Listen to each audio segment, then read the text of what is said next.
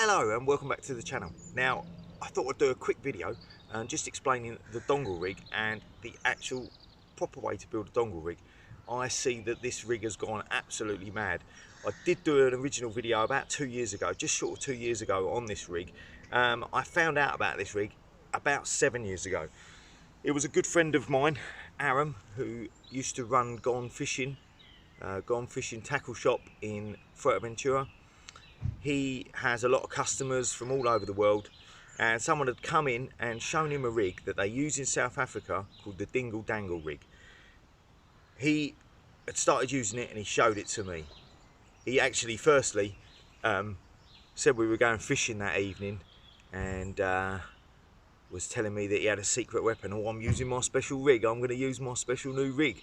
And I was so insistent on knowing before he went, because I wasn't having him cheating on me, catching more fish. So I was like, what's this rig? Show me this rig that you've got. Come on, what is this new rig?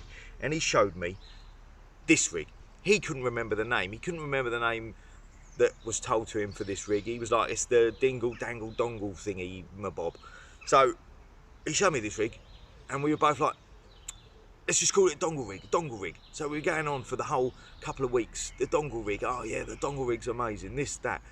He, in his tackle shop, had been using it all the time, was telling people about the dongle rig and how this rig for big fish works really well. And that's how it came about. He was telling people that would come over from the UK. There was loads, hundreds of people would go over from the UK fishing. He would tell people about this rig.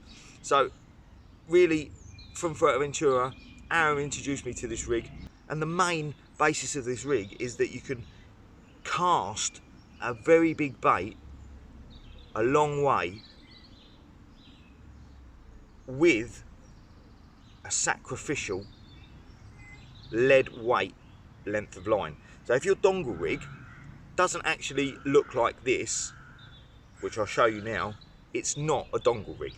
I've seen people, a few videos with this Dingle Dangle on a pulley rig. Now that's great, and if it works, brilliant, but that's not a dongle rig. That's just a hair rig on a pulley rig. The actual dongle rig is, we'll start from the hook, a circle hook. Now, to tie a circle hook onto your line, you need to use a perfection loop. So there is the perfection loop on the circle hook.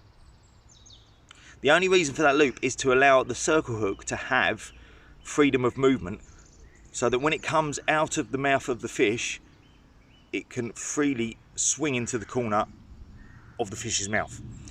If you're using a J hook or any hook without an inverted hook point, you don't need to use a perfection loop. You can just do a uni knot or whatever knot you tie your hook to the line. The only reason for the loop is so that the circle hook has got complete freedom of movement to hook round into the corner of a fish's mouth. That is it. That loop is not required on any other hook apart from a circle hook. There is the Dingle Dangle part. Very important to have a loop on the bottom end of that. So that should just match the length of whatever bait you want to use. I've got this one here. I've got one here that's in mono, and you can see this one's a detachable one. So I've used that with a bit of silicone over a loop at the top, and I can prise that off and on again through the silicone, so I can remove that, bait it up and put it back on.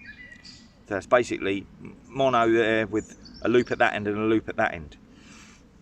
This is then the heaviest part of your rig. The hook snood is the heaviest part of the rig. That is, I think this is 80 pound, this one. This is 80 pound hook snood. So I'm casting the lead on the weight of this hook snood. It comes up to a swivel, and you'll see there's two bits of line attached to that swivel. The second bit of line here is 30 pound. That goes down to your lead weight with just a big bent rig clip, and that is it. This bit of line for your lead needs to be longer than your hook length. And then it's so simple. The bent rig clip sits in the loop at the bottom of the dongle, and the whole thing casts on the braking strain the power of the hook snood and the dongle. So it's ideal for big fish because sharks, rays, you can do this line even lighter and you can lose that lead. And it's also good for fish over rough ground. So if you go for huss, conger, this is really good. Your lead weight gets snagged, you can snap the lead weight off and you'll still have your fish on. The circle hook is really not going to get snagged on anything because you've got an inverted point. You'll be really unlucky to get that snagged.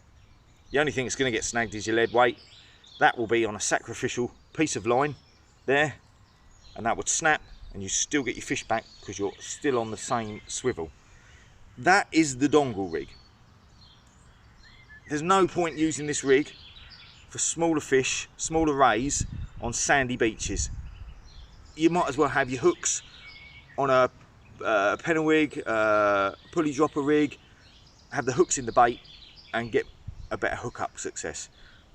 But for big fish that swallow the bait and for rough ground, this is the rig you want.